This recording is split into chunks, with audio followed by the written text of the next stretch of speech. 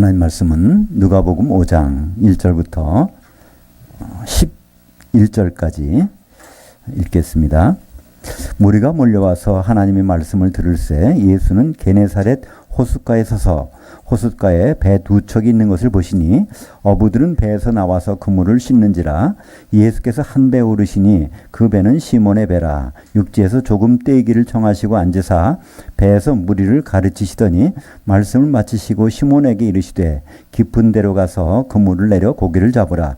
시몬이 대답하여 이르되 선생님이여, 우리들이 밤이 새도록 수고하였을 때 잡은 것이 없지만은 그 말씀을 의지하여 내가 그물을 내리리이다 하고 그렇게 하니 고기를 잡은 것이 심히 많아 그물이 찢어지는지라. 이에 다른 배에 있는 동무들에게 손짓하여 와서 도와달라 하니 그들이 와서 두 배의 채움에 잠기게 되었더라. 시몬 베드로가 이를 보고 예수의 무릎 아래에 엎드려 이르되 주여, 나를 떠나소서, 나는 죄인이로소이다 하니 이는 자기 및 자기와 함께 있는 모든 사람들이 고기 잡힌 것으로 말미암아 놀라고 세베대의 아들들로서 시몬의 동업자들인 야고보와 요한도 놀랐음이라. 예수께서 시몬에게 이르시되 무서워하지 말라. 이제후로는 내가 사람들을 취하리라 하시니 그들이 배들을 육지에 대고 모든 것을 버려두고 예수를 따르니라. 먼저로 다시 보는 누가복음 5장입니다. 오늘 말씀을 가지고 돌아온 베드로, 지붕 써내린 중풍병자, 새술은 세부대란 제목으로 말씀을 나누겠습니다. 이 누가복음 오늘 5장에는 네 가지가 나오는데요. 하나가 더 있었습니다. 나병 환자를 고쳐주신 장면이 나오는데 그 부분은 오늘은 생략하고 이 세 가지에 대해서만 우리가 말씀을 보도록 하겠습니다. 첫 번째, 돌아온 베드로, 이것이 이제 우리가 읽은 부분인데요. 우리 이 베드로는 원래 본명이 아닙니다. 본명은 시몬이죠. 시몬이라는 것은 황야, 사막이라는 뜻인데, 그래서 흙, 모래, 그러니까 흙부스럭이라는 뜻입니다. 근데 이 이름을 예수님이 바꿔주신다고 약속하셨죠? 베드로, 반석조각, 페트로스로 바꿔주신다고 그랬는데, 첫 번째 만나면 요한복음 1장 42절에 나옵니다. 그러니까 세례 요한을 따르던 제자들 두 명 있었는데, 안드레하고 사도 요한, 그들이 예수님을 만나게 되고 예수님의 제자가 됩니다. 그때 안드레가 자기 형인 형을 찾아가서 내가 그리스도 만났다. 그랬더니 형이 따라 나왔습니다. 사실은 이 시몬 베드로도 세례 요한의 제자였습니다. 그것이 어디 나오죠? 마태복음 16장 16절에 보면 16장 17절이죠. 그죠? 베드로가 고백한 다음에 바요나 시몬아, 내가 복이 있도다. 이를 내게 알게 하니는, 거기선 베드로의 아버지 요나가 소개되는데, 요한복음 20장 15, 16, 17절에 그게 나오죠.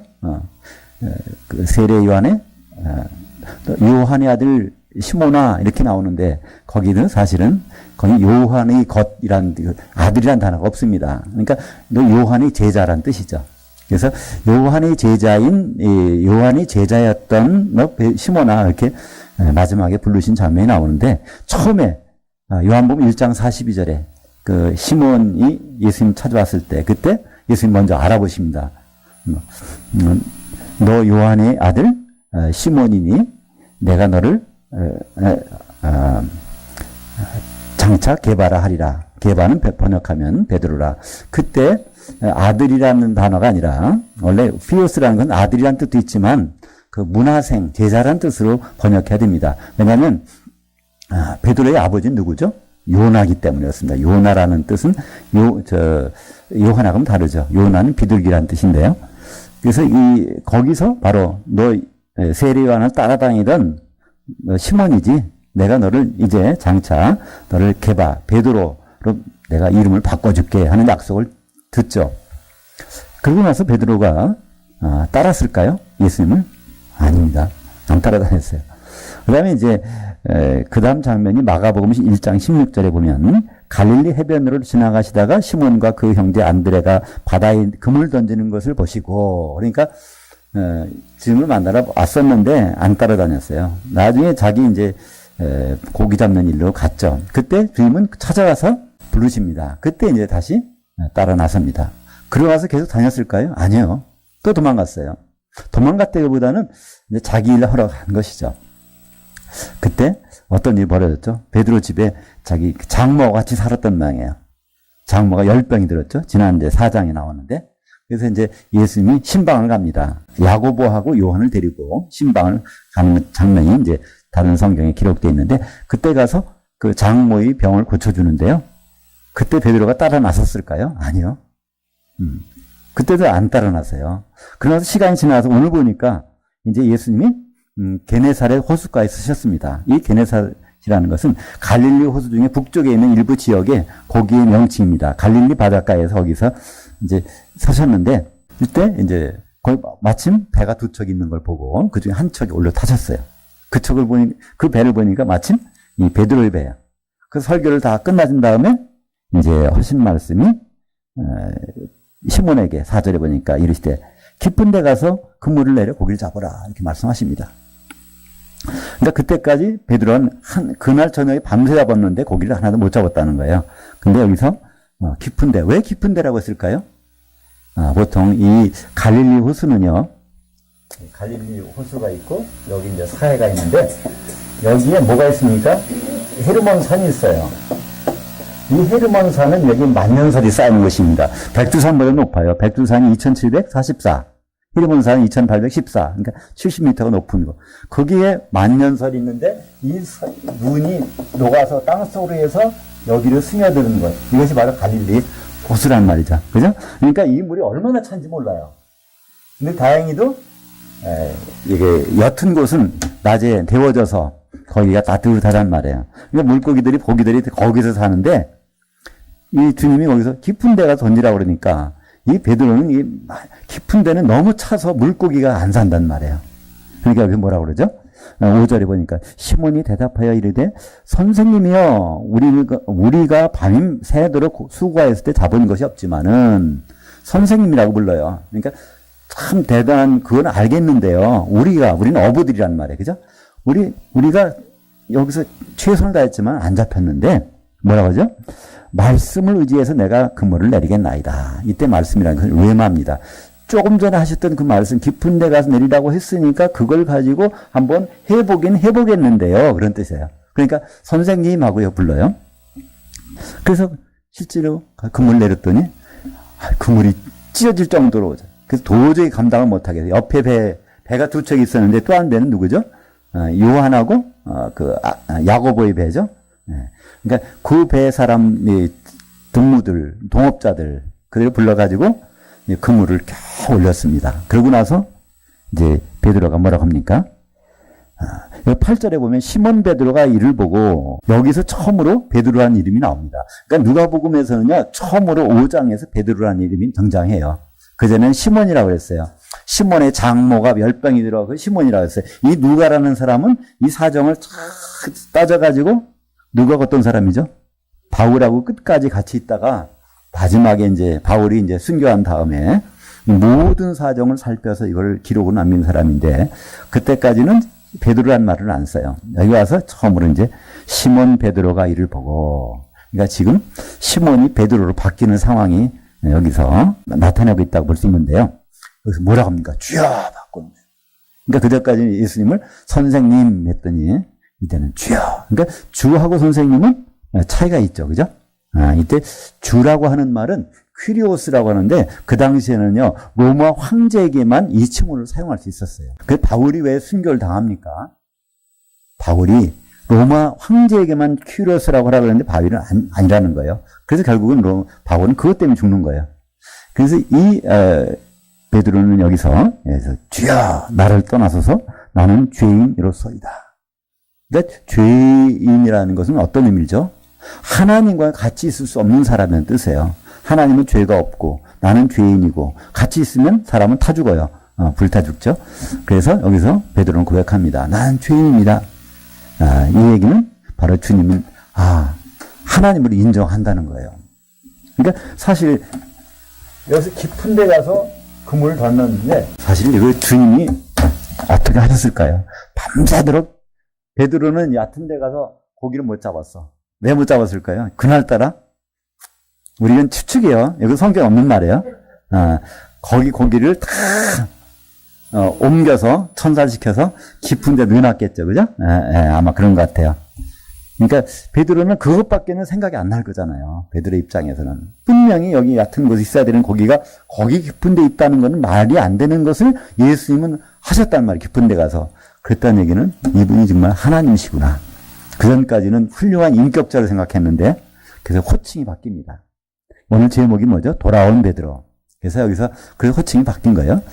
돌아온 베드로. 그래서 베드로는 이때 돌아옵니다. 첫 번째, 자기 동생 손 붙잡고 가서 예수님 만났을 때 그때 다시 세상으로 갔어요. 두 번째, 갈릴리 해변에서 또 부르실 때 그때도 또 갔어. 장모님 10병 고쳐줬는데도 그때도 안 따라다녔어. 이번에도 그냥 선생님 내 어부인데 전문가인데 한번 말씀을 이제 한번 해보고 했나이다.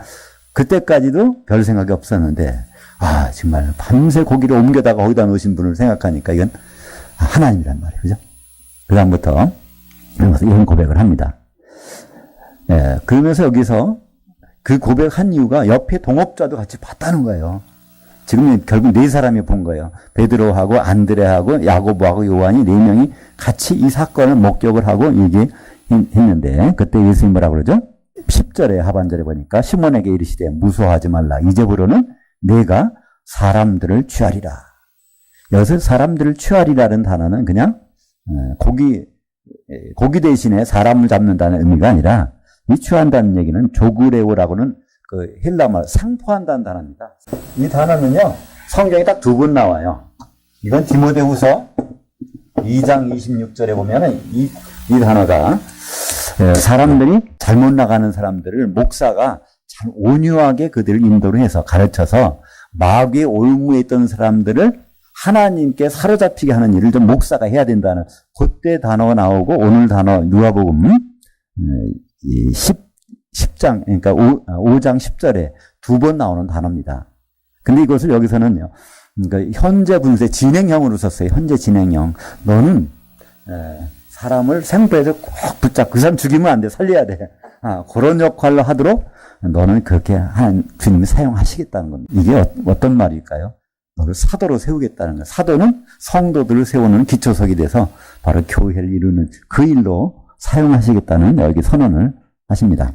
그러니까 11절에 그들이 배들을 육지에 대고 이 그들이라는 것은 바로 이 배는 두 척이 있었는데 베드로, 안드레, 야고보, 요한 네 명이 이제 모든 것을 버려두고 예수를 따르니라. 그러니까 마태복음 16장 18절에 내가 내게 이르노니 너는 베드로라. 내가 이 반석 위에 내 교회를 세우리니.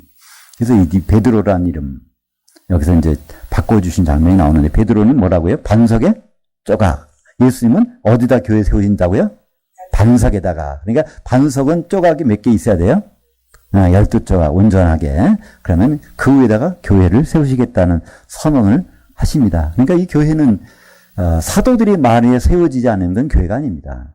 사도들이 온전한 말 위에 신약 성경을 벗어나서는 교회는 있을 수가 없습니다. 구약 성경 율법이에요? 아니요. 그건 교회가 아닙니다. 예수님이 자기 교회를 내 교회를 그렇게 세우셨다고 선언하셨기 때문에 그렇습니다. 에베소서 2장 20절에 너희 에베소 교회 성도들에게 에베소 교회에게 하신 말씀 사도들 곧 선지자들이 기초석 위에 세우심을 입은 자들이라. 그래서 사도들 위에 서 있지 아니하면 우리가 과연 어디 서 있는가? 전통에 서 있는가? 율법에 서 있는가?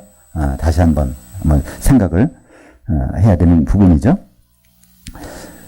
이 다음 주제입니다. 17절부터 5장 17절부터 26절까지 이 내용인데요. 우선 17절부터 20절까지 한번 같이 읽겠습니다. 하루는 가르치실 때 갈릴리의 각 마을과 유대와 예루살렘에서 온 바리새인들과 율법 교사들이 앉았는데 병을 고치는 주의 능력이 예수와 함께 하더라. 한 중풍병자를 남자들이 침상에 메고 와서 예수 앞에 들여놓고자 했으나 무리 때문에 메고 들어감을 얻지 못한지라. 지붕에 올라가 기와를 벗기고 병자를 침상째 무리 가운데로 예수 앞에 다 내리니 예수께서 그들의 믿음을 알아보시고 이르시되 이 사람아 네 죄들 사함을 받았느니라 하시니. 그래서 일단 여기까지 먼저 보겠습니다. 이때 여기에 17절에 보니까 여기 굉장히 많은 사람들이 찾아왔어요. 그건 갈릴리에서 온 사람도 있고 유대에서 예루살렘에서 누가요? 바리새인들과 율법 교사들이 앉았는데 이 앉았는 데가 미완료입니다. 이 헬라어에서 미완료는요. 과거 진행 아니면 미래. 근데 여기 미래는 아니겠죠? 과거 진행이에요. 그러니까 계속해서 이 사람이 죽치고 앉았다는 거예요.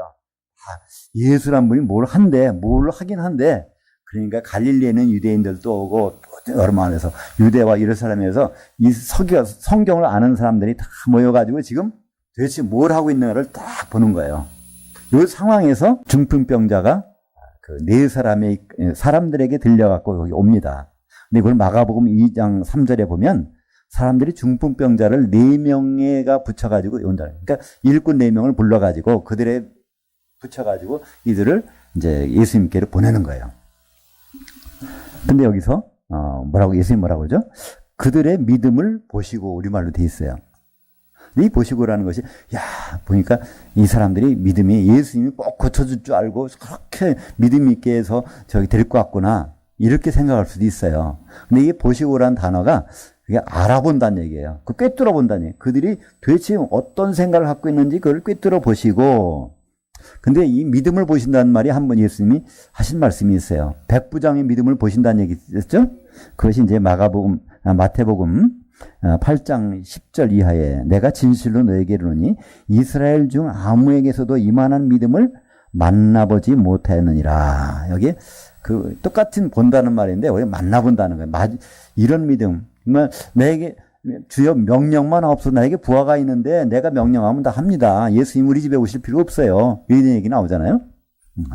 그때 이런 믿음, 휴리스코, 나 이런 믿음 만나보지 못했어.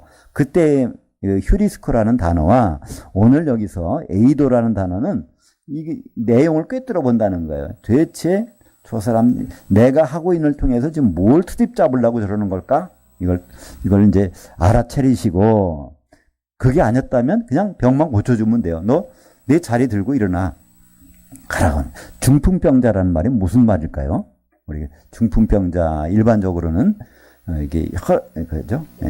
뇌혈관이 터져서 이 기능이 이게 활동 못하는 거예요, 그죠? 근데 이제 중풍병자는 헬라어로는요, 거기선 파랄렐리메노스라는 단어를 쓰는데 파라하고 류오라는 단어가 합해진 겁니다. 파라는 옆이란 뜻이에요. 이게 누워버렸다는 거예요. 류오라는 건 풀어졌다는 거예요. 사람이 풀어져서 바로 설 수 없다는 뜻이에요. 바로 설 수 없는 사람을 그러니까 참 들거리 실어가지고 거기에 고쳐주시는 거. 물론 이제 중풍병자를 고쳐줬다는 뜻도 되지만 우리가 여기서 바로 서지 못하는 사람을 예수님이 어떻게 고쳐주시는지 이런 것도 같이 여기서 이렇게 포함하고 있다고 볼 수가 있는데요. 그러니까 21절부터 그러면 24절까지 같이 읽어보겠습니다. 서기관들과 바리새인들이 생각하여 이르되 이 신성 모독을 하는 자가 누구냐? 오직 하나님 외에 누가 능히 죄들을 사하겠느냐? 예수께서 그 생각을 아시고 대답하여 이르시되 너희 마음들에 무슨 생각을 하느냐? 내 죄들 사함을 받았느니라 하는 말과 일어나 걸어가라 하는 말이 어느 것이 쉽겠느냐? 그러나 인자가 땅에서 죄들을 사하는 권세가 있는 줄을 너희로 알아보도록 하였기 때문이었노라 하시고, 그래서 이것을 그냥 너 병 나왔으니까 자리 들고 일어나 이렇게 하는 거예요. 나한테 예수님께는 더 쉽다는 거예요. 근데 그렇게 안 한 이유는 너희들이 지금 구경하고 있잖아. 다른 생각을 가지고. 그래서 내가 누구라는 것을 너희들에게 알려줄 필요가 있어. 그래서 죄의 문제를, 죄를 사하는 건 니들도 하나님밖에는 죄를 사할 수 없다 그러는데, 그래, 맞아. 나는 하나님으로서 지금 사람 몸을 입고 오는 것이거든? 이것을 너희들에게 알려준다는 거예요. 그들이 그 믿음이 어떻다는 걸, 시험하는 믿음을 갖고 있다는 걸 보시고. 그래서 내가 이렇게 했다? 거기다 보면 너희 마음들이 이렇기 때문에 너희를 알아보도록 했다는 것을 보면 이게 누구의 믿음을 알아보셨다는 것이 바로 나오죠. 그죠? 그러니까 예수님은 병 고치는 자체에 관심 있는 것이 아니라 잘못된 생각을 갖고 있었던 서기관들과 바리새인들, 그들에게 바로 예수님이 누구라는 것을 이렇게 나타내 보여주시는 겁니다. 근데 사실은 그보다 더 큰 목적이 있어요. 예수님은 3년 반에 이런 활동을 하시면서 모든 초점은 어디에 맞춰져 있죠? 사도들을 세우는 데 맞춰져 있습니다. 그죠? 그럼 어떻게 할 수 있냐면요. 예수님이 죽고 부활하신 다음에 그 금쪽 같은 시간에 40일 동안에 예수님은 다른 일을 안 하셨어요. 병도 안 고치시고 죽은 자도 안 살리고 다른 데 복음 전하러 다니지 않고 오직 사도행전 1장에 보면 사도들과 모이사 40일 동안 하나님 나라에 대해서 그들에게 가르쳐 주시고 그리고 떠나셨어요. 그러니까 모든 관심은 예수님 사도들입니다. 왜 그렇죠? 교회는 사도들이 터 위에 세워져야 되기 때문에. 그래서 이 사도들에게 모든 지금 교육을 하고 계시는 거예요. 바리새인들과 서기관들 앞에서 예수님은 바로 누구라는 걸, 그걸 보는 사람들은 누구냐면 사도들이 보고 있단 말이에요. 거기서. 그죠? 그래서 예수님은 그런 관점으로 봐야지 예수님이 그냥 병 고치고 죽은 자 살리고 뭐 능력을 행하셨다는 보면 그 2000년 전에 잠깐 나타나서 반짝하고 10,000분밖에 안 된단 말이에요. 그러면 일부는 성공하셨지만 대부분은 한 일이 없이 가신 분이야. 그러나 예수님은 그런 분이 아닙니다. 완전하게 교회를 세우는 일을 다 꺼놓고 하신 분이에요. 12 사도들을 장만해 놓고 그 다음에 성령을 보내주셔서 그 다음에 교회를 세우시고 이게 완성되면 그분은 결혼하러 오실 거기 때문에 그렇습니다. 그러니까 이 사도가 없다면요. 예수님의 일은 이루어질 수가 없습니다. 이 사도는 여러 표현이 있지만 다른 말로 하면 고린도후서 11장 2절에 뭐죠? 사도는 한마디로 중매쟁이라는 거예요. 그죠? 중매쟁이. 바로 내가 너희를 그리스도께 정결한 천으로 내가 중매했다고 그러잖아요. 그러니까 이 성도들이 한 몸 되게 해서 신부로 삼고 예수님을 신랑으로 중매하는 일이 사도이기 때문에 예수님이 초림에서 가장 신경을 쓰고 집중했던 일은 사도들을 사도로 세워놓는 일입니다.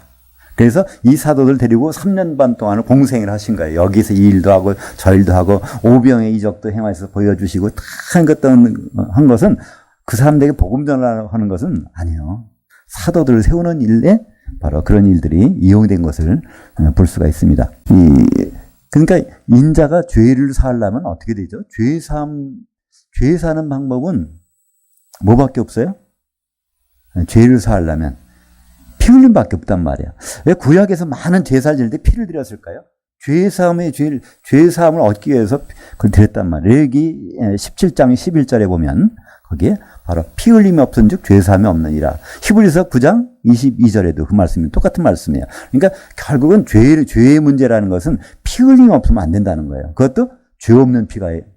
그래서 예수님은 바로 죄의 문제를 해결하고 오셨기 때문에 그렇다는 얘기는 예수님은 언젠가는 피를 흘리셔야 돼. 죽으셔야 된단 말이에요. 그걸 성경에서 나무에 달아놓는다는 말을 쓰고 있죠. 갈라디아서 3장 13절에 그리스도께서 우리를 위해서 저주를 받은 바 되사 율법의 저주에서 우리를 속량하셨으니 기록된 바 나무에 달린 자마다 저주 아래 있음이라 하였습니다. 신명기 21장 23절에 있는 말씀을 거기다가 인용해서 갈라디아서는 말씀하고 있는데요. 바로 예수님은 계속해서 이런 나는 죄를 사는 권세가 나한테 있게 되는데 이걸 말씀하시는 거예요. 근데 이것을 우리는 잘 못 알아듣지만 율법사들, 서기관들과 바리새인들이 금방 알아듣는 거야. 죄 사하는 거? 그러니까 하나님이 사해 주시고 죄 사할 때는 반드시 피가 흘려야 되는데 그럼 저분이 죽는다는 얘기야? 근데 그들은 그걸 쉽게 깨닫지 못하지만 예수님은 처음부터 그걸 선언하고 달리신 것이죠. 바로 히브리서 2장 14절에 자녀들은 혈과 육에 속하였으며 그도 또한 같은 모양으로 혈과 육을 함께 지니심은 사람의 몸으로 오신 것은 사망을 통하여 그분이 죽으시겠다는 거예요. 사망을 통하여 사망의 세력을 잡은 자 마귀를 멸하시며 또 죽기를 무서워해서 한평생 매어 종로로 타는 모든 사람들을 놓아주려 하심이니. 그러니까 예수님은 바로 왜 죄사함의 권세를 거기서 선언했냐면 예수님이 이 길을 왔다는 것을, 그리고 죄라는 것은 피 흘리지 않고서는 안 된다는 것. 히브리서 9장 22절 율법을 따라 거의 모든 물건이 피로써 정결하게 되나니 피 흘림이 없은즉 죄사함이 없느니라. 이건 하나님의 방법이에요. 법칙이란 말이죠. 그러니까 우리는 죄를 용서받았다는 것에 대해서 너무나 막연하게 생각해요. 근데 그 대가는 치러졌단 말이에요. 죄 없는 피가 십자가에서 흘렸다는 것을 그건 다 아는 사실이잖아요. 그렇기 때문에 우리가 죄를 인정하고 시인하고 자백을 하면 그는 언제든 용서받을 수가 있어요. 근데 죄가 없다고 생각하니까 그 길을 그러니까 내가 아프지 않다, 내가 병이 없다고 생각하면 병원에 가지도 않고 의사 만나지도 않을 거예요. 그죠? 근데 그게 내가 알았어. 그러면 가서 고칠 수 있는 병도 분명히 있는데, 그래서 결국은 예수님 피를 흘리시는 것은 뭐 때문일까요? 사도행전 20장 28절 하나님이 자기 피로 사신 교회, 그러니까 예수님 피를 흘리신 것, 그러면 교회를 얻기 위해서, 이것은 창세기를 통해서도 우리는 이것을 알 수 있어요. 그죠? 아담의 아내를 어떤 방법으로, 아담이 누구와 결혼하죠? 그 아내와 결혼하는데, 아담의 피를 흘리는 걸 가지고 그 아내를 만들 때 결혼한단 말이에요. 그러니까 예수님은 반드시 오셔서 피를 흘리셔야 돼. 피는 죄 사함도 있지만 또 하나는 그걸 통해서 교회를 아내를 얻으시는 방법이, 그래서 그 피를 통해서 나타나게 되는 것이죠. 이 과정에서 필요한 것은 바로 사도들이 필요하다는 것이죠. 27절 같이 읽겠습니다. 그 후에 예수께서 나가사 레위라 하는 세리가 세관에 앉아 있는 걸 보시고 나를 따르라 하시니 그가 모든 것을 버리고 일어나 주를 따르니라. 여기에 이제 레위라고 나오는데 이 사람은 본명은 레위고요. 이것도 예수님이 이름을 바꿔주신 것 같아요. 마태라고 하는 이름으로. 마태라는 것은 바로 그 여호와의 선물이다 그런 뜻이에요. 여호와의 선물 마태. 근데 이 사람이 처음에는 레위라 하면은요, 좋은 의미도 있고 나쁜 의미도 있어요. 레위라는 것은 연합한다는 거예요. 연합한다. 근데 나쁘게 생각하면 뭘까요? 야합하는 거예요. 야합. 그러니까 이 사람, 이 마태는요, 그 당시에 로마 사람들을 위해서 세금을 걷어가지고 거기다 바쳐주는 세리 역할을 했단 말이에요. 그러니까 얼마나 지금 우리 과거를 생각하면 친일파 또 뭐 그런 매국노 역할, 그런 역할을 하는 사람이라고 볼 수밖에 없어요. 그래서 세리는 사람들이 뭐 죄인이라고 그랬어요. 저 사람 동포의 피를 빠는 사람이다. 그래서 죄인이라고 취급받는 사람인데, 그러다 보니까 이름들 레위, 좋게 말하면 연합 이런 뜻이지만 다른 뭐 야합하는 사람이라는 그런 뜻이 있는데, 그것 때문에 이제 나중에 이름은 이제 마태라고 나옵니다. 그래서 마태는 여호와의 선물. 똑같은 뜻이 있는 게 있어요. 나다나엘이라는 것이죠. 바돌로메도 이름을 바꿔주세요. 바돌로메라는 것은 박고랑이라는 뜻이에요. 거기가 바가 붙으면 아들. 그러니까 돌고랑 매는 사람이 아들이라는 뜻이에요. 바돌로메는. 근데 그것을 요한복음에서는 나다나엘로 바뀌었어요. 이 나다나엘, 그건 하나님의 선물이라는 뜻입니다. 나타니 뭐라고 그랬죠? 선물. 그래서 엘이 붙으면 하나님. 그래서 나타나엘은 선물. 그러니까 하나님의 선물이고 마태는 여호와의 선물. 그러니까 결국은 똑같은 얘기죠. 하여튼 이름이 바뀌어지는, 여기서는 누가는 여기서 레위로 이렇게 기록했습니다. 이 레위가 세금을 걷는 일을 해서 세관에 있는데 예수님이 그를 부르십니다. 바로 모든 것을 버려두고 주를 따르니라. 근데 여기서 주를 따른다는 말이, 먼저 고기 잡던 어부들은 주를 따르니라 할 때 과거형으로 썼어요. 근데 이 마태는요, 미완료형을 썼어요. 진행형이야. 마태는 한번 이거를 세관에서 벗어난다면 예수는 끝까지 따라서 마지막까지 배반하지 않고 성경 마태복음까지 기록하고 그걸 끝낸 사람이잖아요. 그죠? 여기에서 이 마태는 그래서 미완료형, 진행형으로 끝까지 이렇게 한 사람, 특별히 누가는 마태를 이렇게 소개합니다. 예수님을 따라서 끝까지 해서 기록까지, 마태복음의 기록까지 남긴 사람이다. 그것을 알 수가 있죠. 그러니까 누가복음 5장 11절에 그들이 배를 육지에 대고 모든 걸 버려두고 예수를 따르니라. 이건 과거형이었어요. 한번 따랐다가 중간에 왔다 갔다가 할 수도 있어요. 근데 마태는 그렇지 않았다는 거죠. 29절부터 32절까지 같이 읽겠습니다.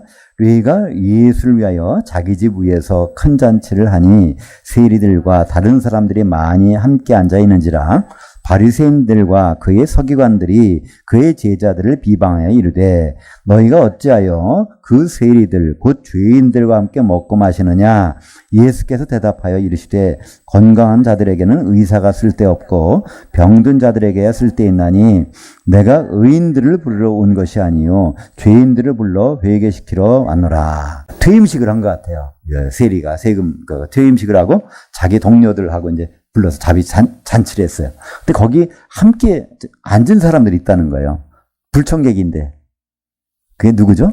이제 그것이 바로 서기관들과 바리새인들이라는 걸 알 수 있죠. 왜냐하면 그 사람들이 거기서 뭐라고 얘기하는 걸 보면 그러니까 29절에는 다른 사람들이 많이 거기에 마태의 퇴임식에 참석해서 동료들이 있는데 다른 사람들이 앉아 있는데 30절에 보니까 바리새인들과 그들의 서기관들이 거기에 있어서 거기다가 얘기를 하지 않습니까?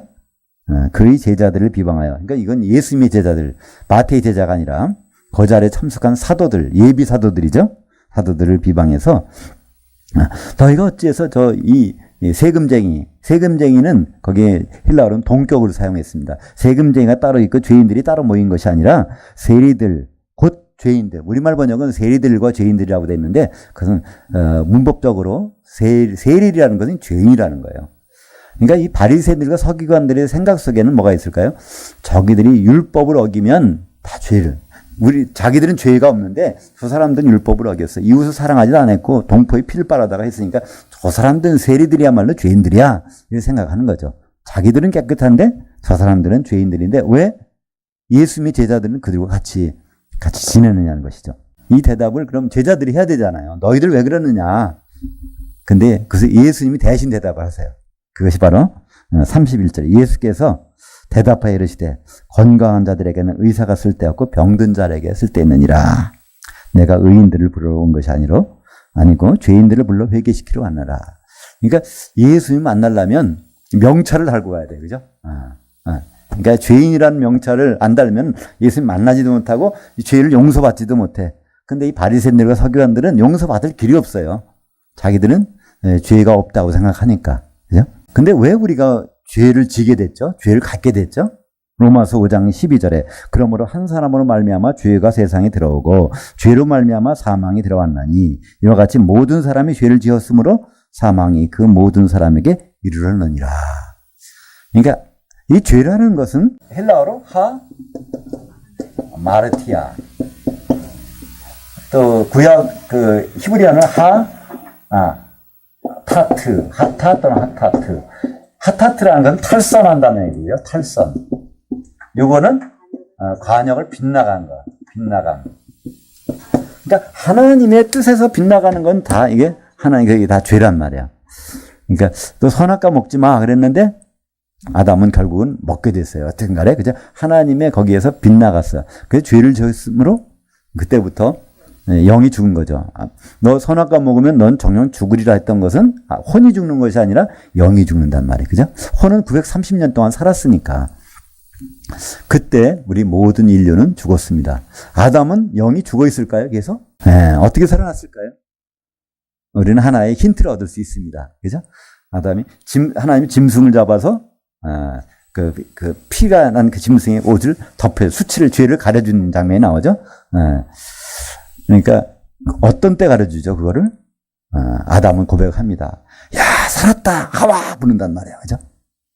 이걸 먹으면 죽는다고 그랬는데 야 그 부인이라고 했을까? 뭐라고 불렀을까? 하여튼 거기서 하와 그래요. 하와라는 것은 카야라고 하는 살다의 감탄사야. 거기서 나오는 감탄사야. 야 살았어. 선악과 먹으면 우리 다 죽는 줄 알았는데 바로 네가 후손을 낳는데 여자의 후손이 뱀의 머리를 밟는다고 그러네? 그럼 우리가 살았잖아. 그때 고백을 하는 거예요. 분명히 이 선악과를 먹어 죽는 줄 알았는데 하나님 복음 말씀 듣다 보니까 여자의 후손이 나오고 산대. 그때 살았어. 이러면서 그때 그 믿음의 고백입니다. 현실로 보면 죄를 져서 죽었어요. 그러나 하나님의 처방을 듣고 보니까 야 살았다. 그걸 입으로 시인하여서 그죠? 고백하는 마음으로 믿어 의에 이르고 입으로 시인하여 구원을 얻느니라. 바로 그때 아담은 이제 다시 죽은 영이 살아났을 것입니다. 일단은 죽었지만 모든 사람은 죽은 사람 상태로 태어납니다. 그러나 우리는 그 믿음을 통해서 하나님의 긍휼로 우리는 거듭남을 입게 되죠. 그래서 이 모든 사람은 그래서 죄가 유전돼서 아담이 그 죄가 다 가지고 태어났기 때문에 다 죄를 가지고 있는데 이 서기관들과 바리새인들은 죄를 안 졌기 때문에 죄가 없다고 생각하는 거예요. 그러나 여전히 죄를 졌건 안 졌건 간에 죄가 있습니다. 요한일서 1장 9절에 만약 우리가 우리 죄를 자백하면 그는 미쁘시고 의로우사 우리 모든 죄를 사해 주실 것이요. 그래서 이 마지막까지 우리 죄를 씻는 방법을 소개해 주는 것이 요한계시록 22장 14절에 자기 두루마기를 빠는 자들은 이때는요. 7개 교회 중에서 마지막에 그 두 교회는 짐승의 표까지 받아야, 그래야 그 기간에 살아서 주님 오시는 걸 볼 거잖아요. 그러면 그 분명히 짐승의 표를 받았다는 얘기예요. 그래도 돌이키면 된다는 거예요. 어디에? 두루마기를 빠르면, 두루마기라는 건 자기 행위를 나타내잖아요. 그것을 이 십자가의 보혈을 빠르면, 그러면 복이 있다. 이때 마카리오스, 하나님과 대면하는 복이 있다는 것이죠. 주님과 만나는 복이 있고, 생명나무, 이건 새 예루살렘 안에 있는 거니까 그 안에 들어가는 것, 그 성에 들어가는 것을 받을 수 있다는 것이죠. 그러니까 우리는 죄를 안 짓는 것이 좋아요. 근데 죄를 안 짓는 것보다도 중요한 건 뭐가 있을까요?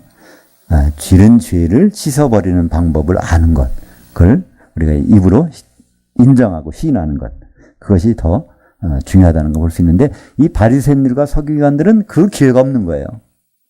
자기들은 죄가 없다고 생각해버리니까. 33절부터 35절까지 같이 읽겠습니다.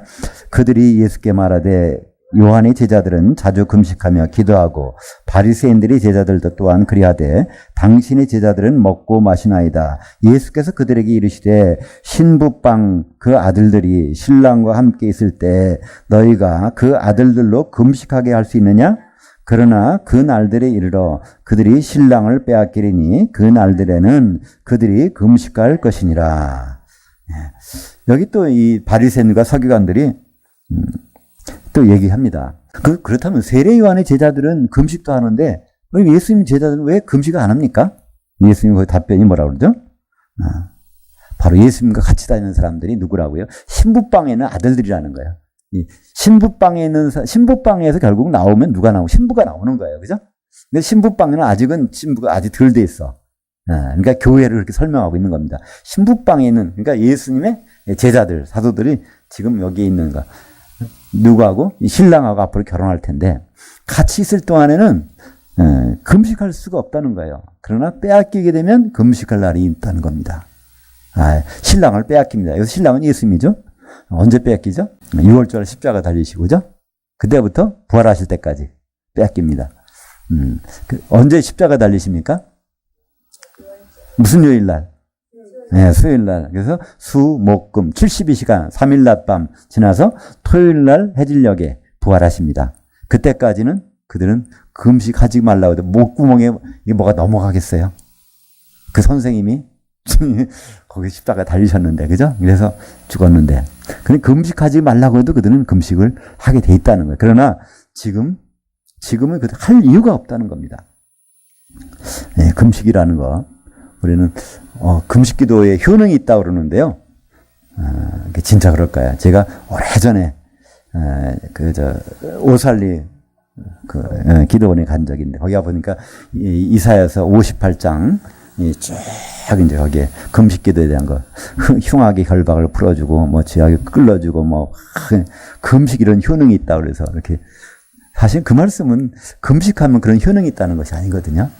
하나님이 기뻐하신, 여호와의 기뻐하는 금식은 이 밥 굶고 마는 것이 있는 것이 아니라 정말 그 굶어서 남은 돈이 있으면 그거 가지고 뭐 해주는 게 그게 진짜 금식이야. 그 돈 가지고, 그죠? 그 의미를 말씀해 주는 건데, 금식 자체가 능력이 나타나는 것처럼 그렇게 그렇게 들었고 그렇게 또 생각했던 적이 기억이 납니다. 바로 이 금식이라는 것. 예수님은 그렇게 분명히 말씀하세요. 주님과의 관계가 끊어졌을 때, 그때는 우리는 사실은 금식 이상으로 심각한 상황이 일어났다는 것이죠. 우리는 주님과의 관계 끊어지면 안 됩니다. 거기에 우리말 번역은 혼인집 손님이라고 번역을 해버렸어요. 그러니까 혼인집 손님이니까 이게 무슨 말인지 모르게 그건 혼인집이란 말이 아니라 신방, 신부방, 신부를 헬라어로 님페라고 해요. 님페. 이게 신부입니다. 거기에다가 이것을, 그 방은 님폰. 그러니까 그 방에 신부가 되어서 나오는 방에 갇혀 있는, 거기 있는 그 하나님의 자녀들이 있다고 하면 그들이 신랑하고 같이 있을 때 금식할 수 있겠네요. 신랑은 님페오스, 신부는 님페, 신방은 신부방은 님폰 이 단어를 썼는데 이걸 갖다가 손님들이 와 있는데 뭐 금식할 수 이렇게 말해버리니까 우리하고 전혀 관계없는 말. 다시 말해서 이 신방이라는 것은 교회를 지칭하는 미래의 교회를 지칭하는 것을 얘기하고 있죠. 마태복음 25장 1절에 그런데 천국은 마치 등을 들고 신랑을 맞으러 나간 열처녀를 들고 갔다 하리니. 그래서 우리 신앙생활은요. 신랑을 기다리는 생활입니다. 그와 결혼하려고. 근데 여기 보면 결혼할 때가 됐는데 여기 신부는 안 나타나요. 이 열처녀 중에서도 5처녀만 혼인잔치 들어갑니다. 거기에 혼인방에 들어가서 이제 하나가 되는 거예요. 그게 어디 나오죠? 요한계시록 19장이 나오죠? 요한계시록 19장 7절 8절에 보면 혼인날이 어린 양의 혼인날이 이르렀고 그때 한 신부가 세마포를 입고 거기 나타났다는 거예요. 한 신부가. 근데 그 신부를 가만히 보니까 성도들의 의로운 행실들이더라. 성도들이 거기에 한 몸이 된 모습들이 멀리서 보니까 한 신부로 나타나고 있다는 겁니다. 그죠? 그것이 바로 우리의 몸의 구원을 나타내는 거죠. 그죠? 주님이 오셨을 때 무덤에서 부활하는 거, 이게 몸의 구원이 아닙니다. 그건 각자가 새로운 몸, 영의 몸을 입는 거예요. 근데 여기까지 올라갔다 혼인잔치에 들어가서 그 신부방에서 님폰에 들어가서 하나의 세마포를 입는 순간에 우리는 몸의 구원까지 한 몸을 이루어져 결혼할 수 있는 준비까지 완전히 되는 것이죠. 36절부터 마지막 절까지 같이 읽겠습니다. 또 비유하여 이르시되 새 옷에서 한 조각을 찢어 낡은 옷에 붙이는 자가 없나니 만일 그렇게 하면 새 옷을 찢을 뿐이요 새 옷에서 찢은 조각이 낡은 것에 어울리지 아니하리라. 새 포도주를 낡은 가죽 부대에 넣는 자가 없나니 만일 그렇게 하면 새 포도주가 부대에 떠뜨려 포도주가 쏟아지고 부대도 못 쓰게 되리라. 새 포도주는 새 부대에 넣어야 할 것이니라. 묵은 포도주를 마시고 새 것을 원하는 자가 없나니 이는 묵은 것이 좋다 함이니라. 여기서 한마디로 뭘까요? 우리의 고정관념 가지고서는 이 복음을 받아들일 수가 없다는 얘기입니다. 누가 이렇다는 거예요? 이 바리새인들과 서기관들이 그들에게는 이게 도저히 들어갈 수가 없다는 거예요. 그들은 묵은 술만 많이 마셔가지고 새 술은 생각하지 않는다는 겁니다. 찔긴 천이 있는데 거기에 헌 옷에다 겨 보세요. 이게 둘 다 새 거를 뜯어가지고 뜯었으니까 이 새 옷도 버리고 그거다가 찡겨서 헌 옷도 버리고 다 망가진다는 거예요. 우리 생각을 가지고 예수를 믿게 되면 복음을 받아들이게 되면 옛날 생각도 이게 뭐가 뭔지 복잡해지고 새로운 것도 잘 못 받고 이게 뒤죽박죽 될 수 있다는 거예요. 그래서 대부분 사람들은 복음을 안 받아들인다는 거예요.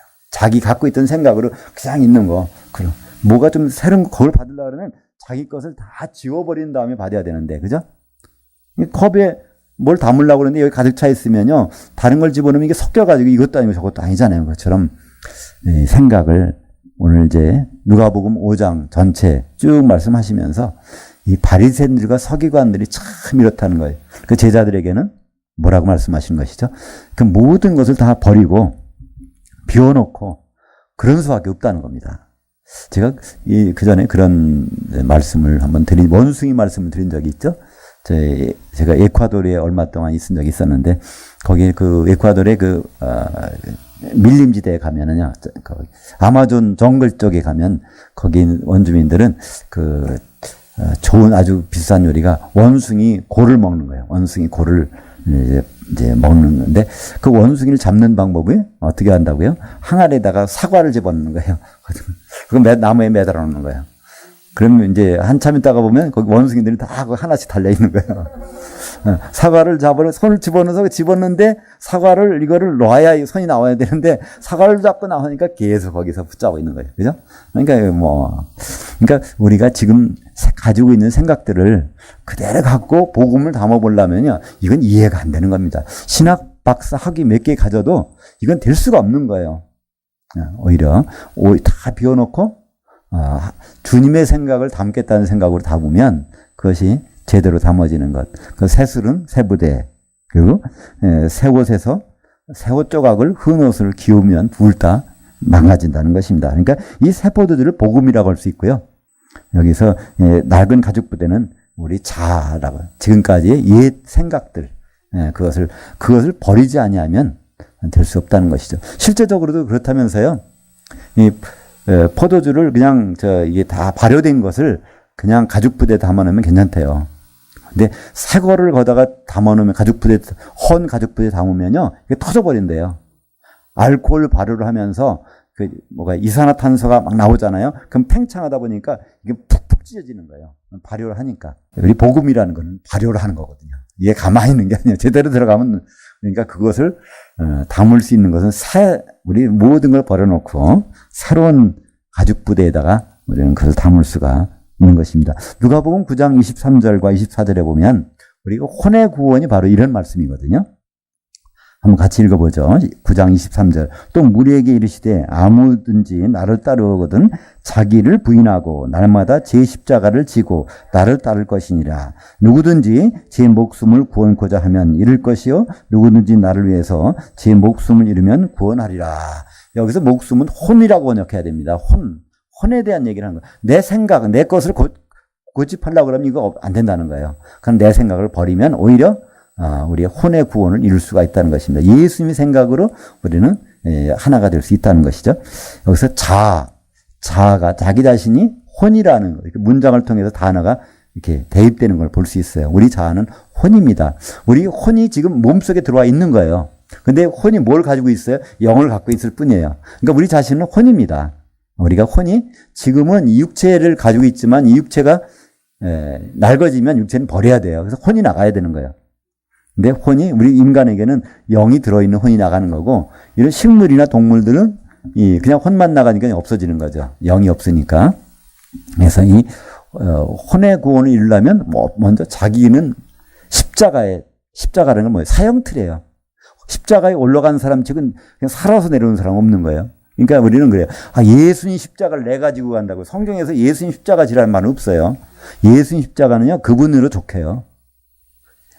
성경에서 뭐라고 그래요? 자기 십자가를 지라는, 자기 자아를 내려놓고, 그래야 예수님의 걸 담을 수 있다는 것이죠. 예수님을 따라오려고 하면 자기 걸 보존해서는 도저히 담을 수가 없다는 것이죠. 돌아온 베드로는 결국은 이때 그 다음부터는 베드로는 떠나가지 않습니다. 주여 퀴리오스라고 부른 다음부터 그래서 지붕에 내린 중풍병자, 그를 바라보고 있었던 서기관들, 바리새인들, 예수님을 면전에서 보고서도 그가 누군지를 못 알아보는 거예요. 그리고 세술은 세부대.